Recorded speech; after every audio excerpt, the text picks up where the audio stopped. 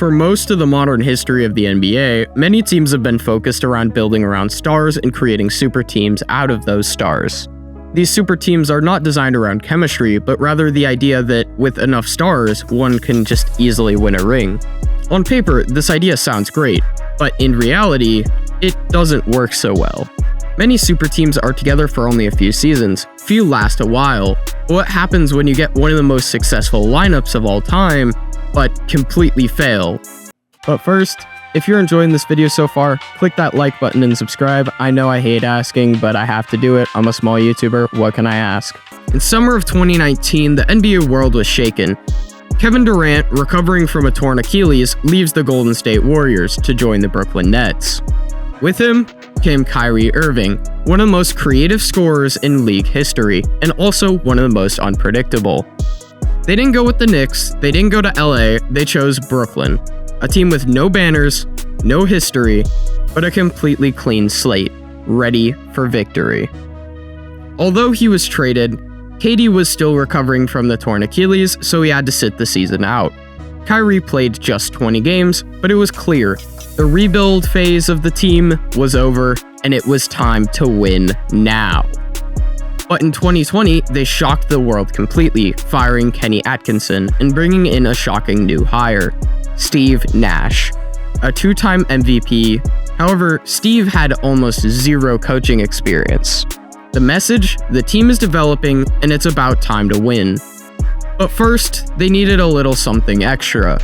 So here's where the Harden era begins. In January of 2021, the Nets go nuclear. They receive a call. James Harden wants out of Houston, and Brooklyn answers the call. The Nets give up Karis LeVert, Jarrett Allen, and nearly a decade of draft picks. In return, a former MVP, scoring champ, a walking triple-double, and a free throw merchant. Now it's official. Durant, Irving, and Harden, one of the most talented big threes ever in super team history. The prospect of all three on the court at the same time, they were bound to score 80 between the three of them. But here's the catch. They only played 16 games together. In the regular season, they looked like a winning team. They might have a chance at a ring after all, and the super team was bound to succeed. So in the first round, easy work. The Nets beat the Celtics in 5. The big three looked completely unstoppable. Then came Milwaukee, a true test. Game 1, Harden gets hurt in the first minute. Game 4, Kyrie sprains his ankle. Suddenly, all the pressure is on KD. And man, KD delivered. 49 points, 17 rebounds, and 10 assists. Every single minute played. Completely legendary. And then in Game 7, KD again. 48 points, clutch bucket, looks like the winner. But his foot was on the line. Instead of a game-winning 3, it's overtime. The Bucks survive, and the Nets go home. That was their closest shot at a title, and it was over by inches. But before the injuries, before the trade, and before the collapses, there was a moment when the Brooklyn Nets looked unstoppable. Let's rewind to the 2020 to 2021 regular season. The big three was in place: KD, Kyrie, Harden. And even though they only played 16 games together in the regular season, when they did, it was pure basketball poetry. When all three stars suited up, the Nets went 13-3. They didn't just win, they demoralized the opposing teams. Their offensive rating? A staggering 119.6, better than any team in the league over the history of a full season. And for Kyrie, he had arguably one of the best seasons of his career. He became just the 9th player in NBA history to join the 50-40-90 club.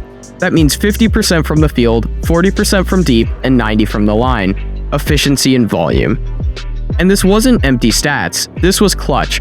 Fourth quarter shot making on a team loaded with firepower. Harden, meanwhile, shifted his game completely. In Houston, he was a scoring machine. In Brooklyn, he became a point guard. With 24.6 points per game, 10.9 assists per game, and 8.5 rebounds per game, he was playing like Magic Johnson with a flamethrower. When KD missed time with an injury, Harden carried the team to wins, calmly dropping 30-point triple-doubles like it was nothing. And Kevin Durant, every night that he played, he reminded people that he was the best scorer alive. He dropped 42 on Indiana, 33 on the Suns, 34 on the Bucks. He was surgical. Mid-range, 3, transition, it didn't matter. He was him. Coming back from that torn Achilles, he looked even better than before. But the season after that finals run, disaster. Kyrie refused to get vaccinated, and the New York mandates mean that he can't play home games anymore. And the Nets bench him entirely. Harden gets frustrated with this, the chemistry breaks, KD's trying to hold things together, but the team looks off. Then in February, Harden leaves, traded to Philly for Ben Simmons, a guy who hasn't played a minute all year. Suddenly, the super team is down to just KD and Simmons, who isn't even suiting up. The dynasty already cracking, and worst is yet to come. When the playoffs came back around in April of 2022, Kyrie was back, KD was healthy, and the Nets have just enough momentum to sneak in as the 7 seed. And then came Boston. The Celtics put their clamps on Tatum, Brown, Smart, and they shut down KD like no one else had ever done. Swept in a mere 4 games. It was the first time that KD had ever been swept in his career and the last time he would wear a Nets jersey. And then things started to fall apart even further. In 2023, it became official. Kyrie asked out. Traded to Dallas, KD follows just days later, shipped to Phoenix. Just 2 years after forming the most feared super team in recent memory, it was completely gone. But why did this fail? First of all, you had injuries at the worst time, a vaccine mandate that split the locker room, 3 star players, but no guys to hold it together, and overall, no identity, no real chemistry, and no good leadership. In the end, it wasn't just bad luck, it was only a team built on hope and hype, with no deeper foundation. But what is left is one of the greatest what-ifs in NBA history. What if Harden had stayed healthy? What if Kyrie committed to staying? And what if KD's foot wasn't just an inch behind the line?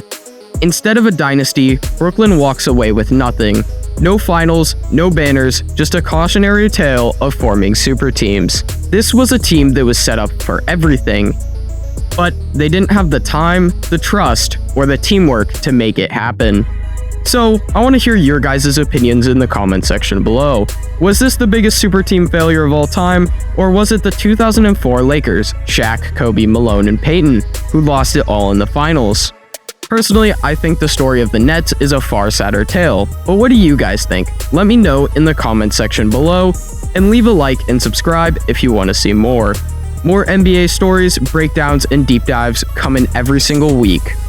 And now that I've got a little bit more time on my hands, it might even come down to 3-day upload schedules instead of the 5 I've been doing.